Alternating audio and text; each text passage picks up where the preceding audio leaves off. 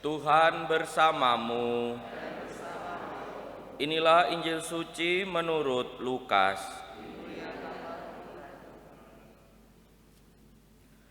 Pada suatu hari Sabat, Yesus masuk rumah seorang pemimpin orang Farisi untuk makan di situ. Semua yang hadir mengamat-amati dia dengan seksama. Melihat tamu-tamu berusaha menduduki tempat-tempat terhormat, Yesus lalu mengatakan perumpamaan berikut. Jika engkau diundang ke pesta perkawinan, janganlah duduk di tempat kehormatan, sebab mungkin ada undangan yang lebih terhormat daripadamu. Jangan-jangan orang yang telah mengundang engkau dan tamu itu berkata kepadamu, berikan tempat itu kepada orang ini. Lalu dengan malu engkau harus pindah ke tempat paling rendah. Tetapi bila engkau diundang, duduklah di tempat paling rendah. Mungkin tuan rumah akan datang dan berkata, sahabat, silahkan duduk di depan. Dengan demikian engkau mendapat kehormatan di mata semua tamu lain. Sebab barang siapa meninggikan diri akan direndahkan, dan barang siapa merendahkan diri akan ditinggikan. Demikianlah sabda Tuhan, terpujilah Kristus.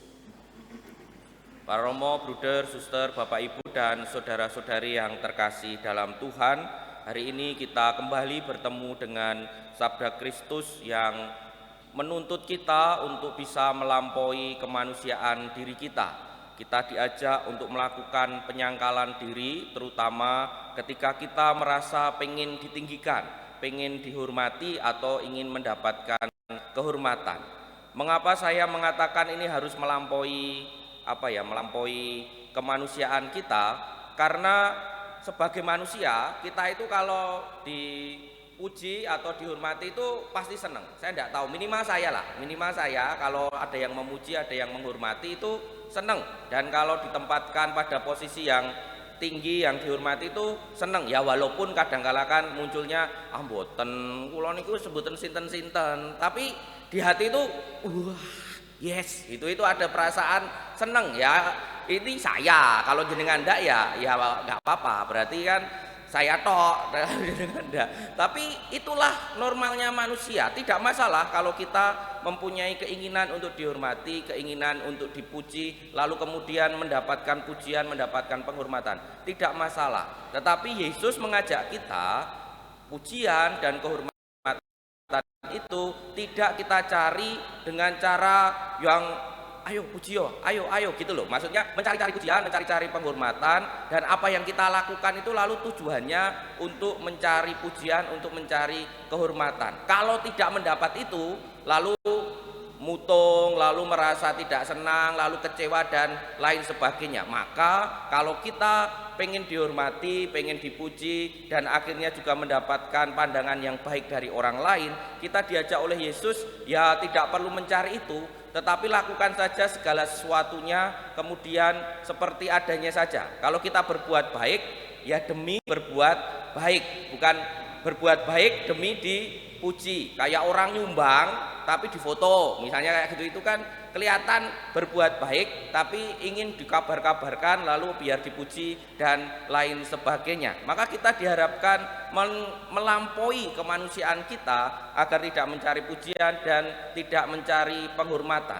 Dan contoh dari itu, orang yang berhasil untuk melampaui kemanusiaan itu adalah Paulus.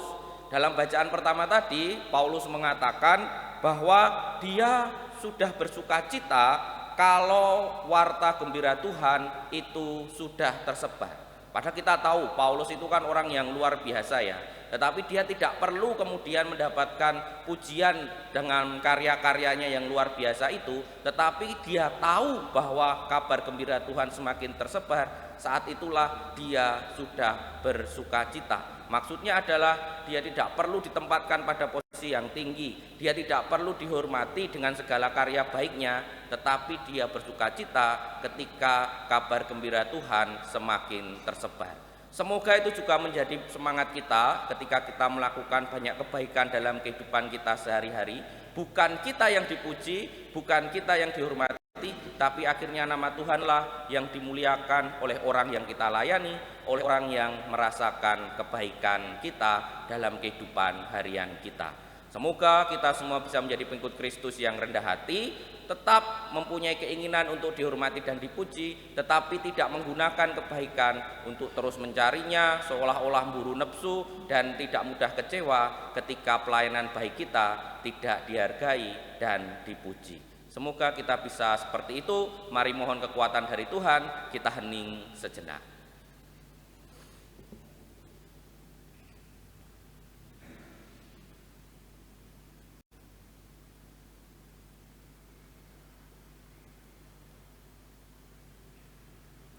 Kemuliaan kepada Bapa dan Putra dan Roh Kudus seperti pada permulaan, sekarang selalu dan sepanjang segala abad. Amin.